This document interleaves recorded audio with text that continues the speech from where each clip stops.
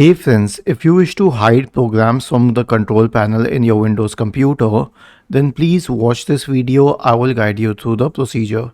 So here's what you have to do. The fix is through registry editor. So search for registry editor in the Windows search bar and click on registry editor.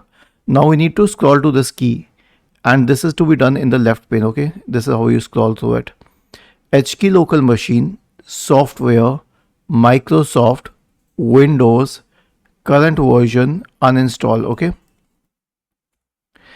and under uninstall you will notice a lot of keys. The first few keys are for your display driver, then come the applications like 7-zip, like VLC, like M2 player, like OneDrive, like WIC, and so on. So, and this one is Microsoft Office. Okay, so let's say I need to hide 7-zip from the control panel. In that case, in the right pane, I will create a new dword 32-bit entry and name this entry system component. I'll show you. I'll copy it. I will right click on this entry.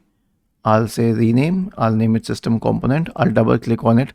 The value data is 0, means it's visible. I'll turn it to 1.